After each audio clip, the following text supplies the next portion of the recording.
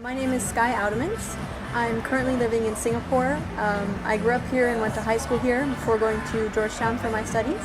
And I'm currently working at a small communications consulting firm that specializes in financial communications and CSR. I'm an analyst, so kind of an entry-level position, and I'm responsible for both financial communications and CSR.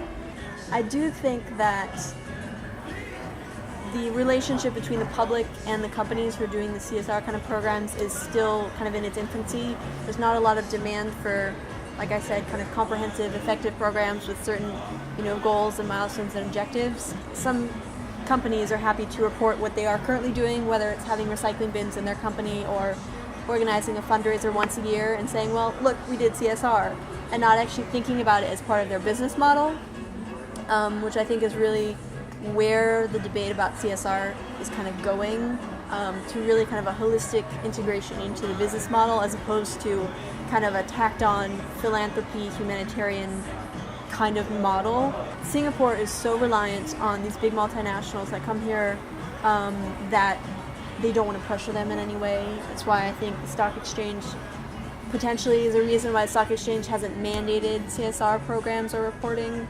And it's also a reason that kind of pressure on these corporates from kind of a grassroots level would not be encouraged either, just because they want to be seen as an open, business-friendly place. I mean, Singapore is the best place to start a business in the world for the past 3 years running. It's the best logistics hub.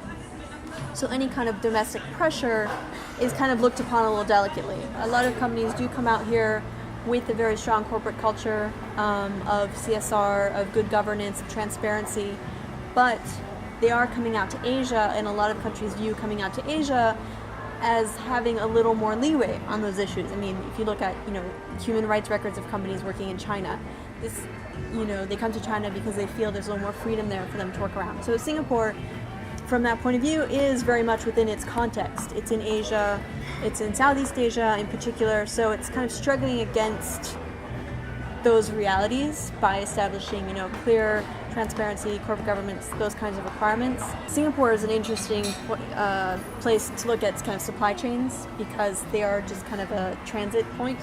But then when you do look at, the supply chains that are coming from the countries around here, your suppliers, your products, their impact, I think it is important to look at that and consider how you're sourcing your materials, how you're sourcing your labor, because then it does come through Singapore, and it's not that it gets a Singapore stamp on it, but it has become part of what, it has gone through Singapore, and Singapore has a certain responsibility for it, I think.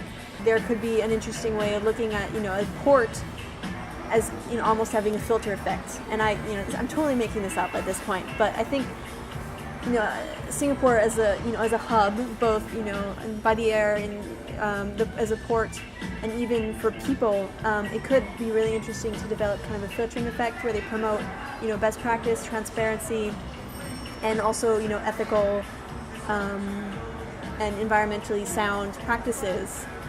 Again, the challenge is that, around you, it's available for less than ethically sound prices and practices.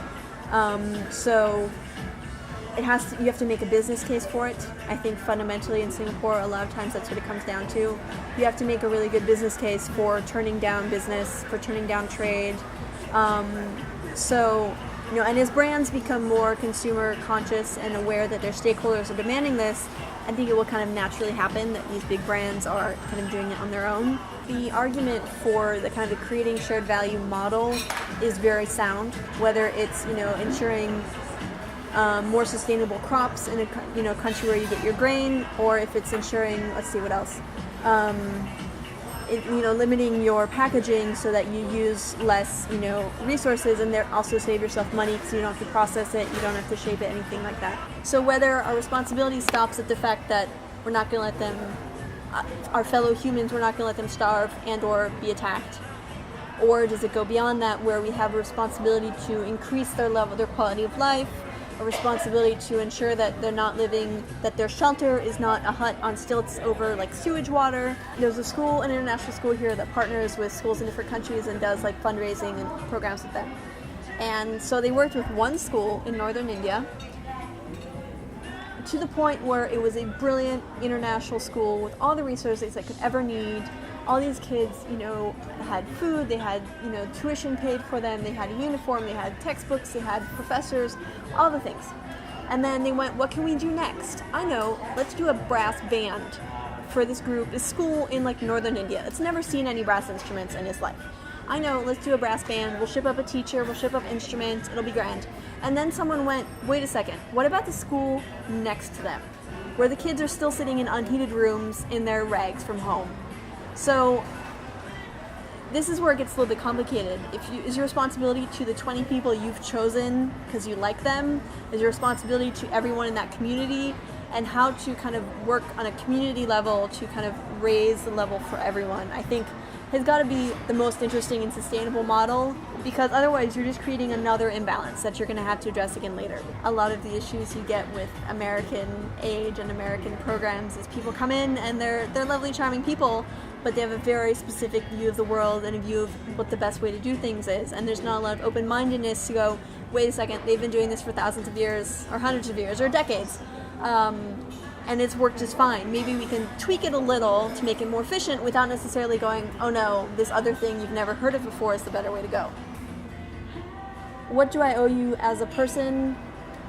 Whether it's, to just do you no harm, whether it's to help you if someone else has harmed you, whether it's, you seem to be doing okay, but by the way, this might be more interesting kind of thing.